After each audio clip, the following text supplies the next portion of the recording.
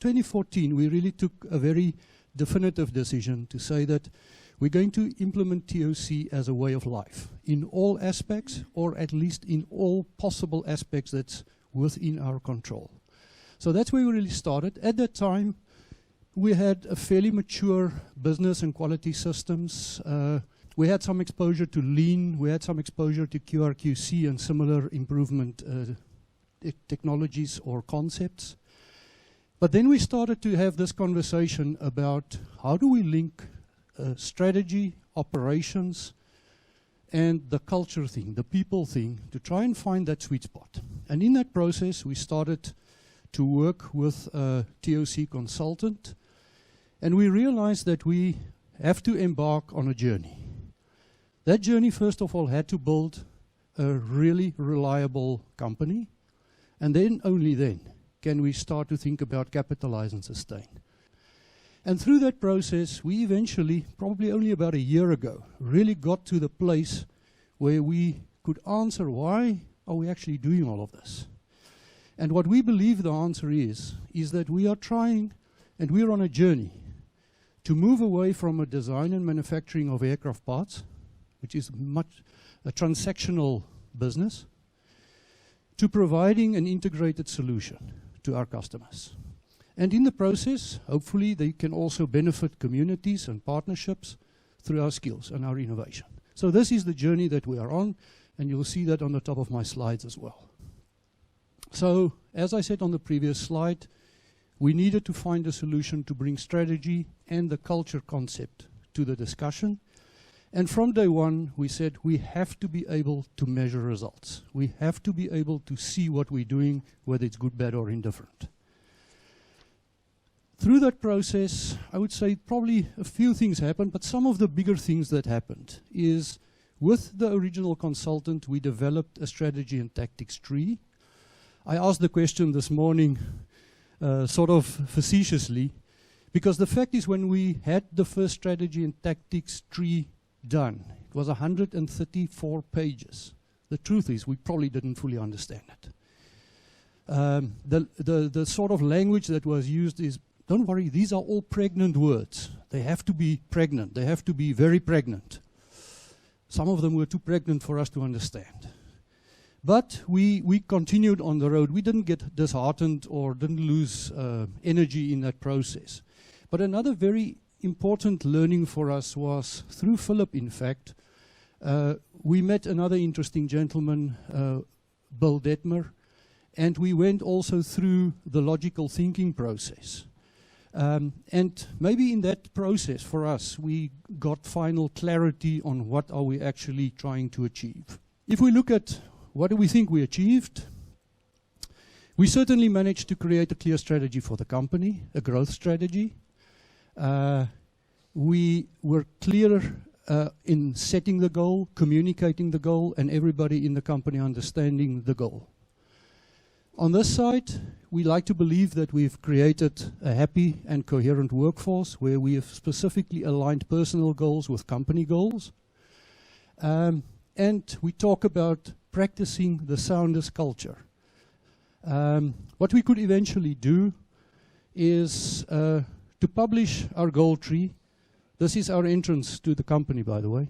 So this is our goal tree. It's hanging in the front door for everybody to see.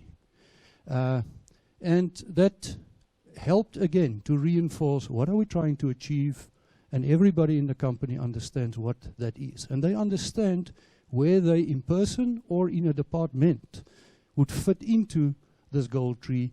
And, you know, the classical story, in order to achieve this, you need to have that, and in order to have this, you need to have that. That principle. Really visual, very simple for everybody to associate with.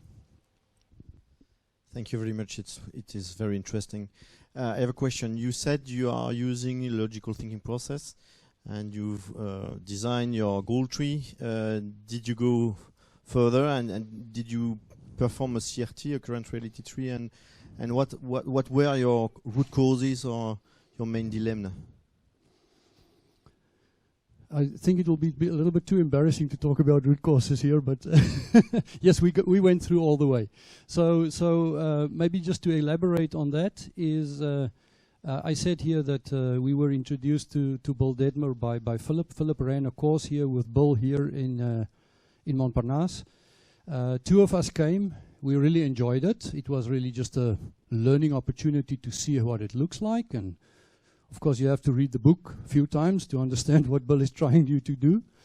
Then, in fact, what we did is we invited Bill to South Africa. So we had the opportunity to have probably about 15 of our management team participate firsthand, you know, learn it from himself.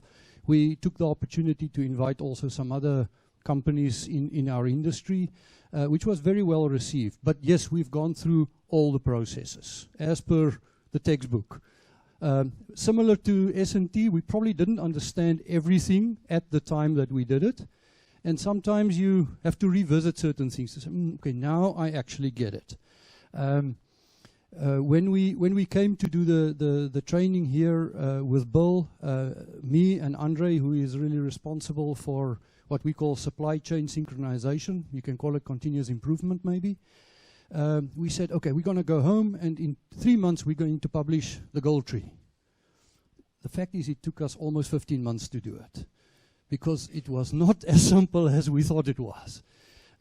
So we had to go through all the departments and really get the same understanding of what we're trying to achieve. Otherwise, you just simply lose people, and they don't know where they fit in.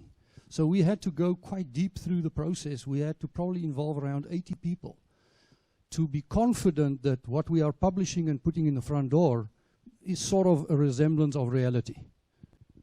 Logical thinking process. Why does one need it? Surely we're all logical.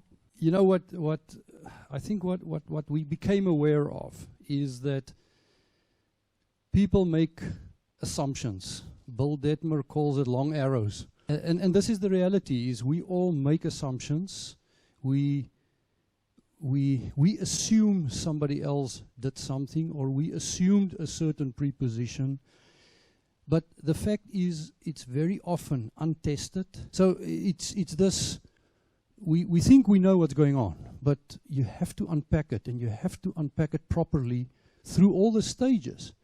Otherwise, again, you could be jumping to conclusions without having tested what is really the root cause and what is really driving certain specific repetitive behaviors or repetitive failures. So yeah, I would say one have to really take those steps.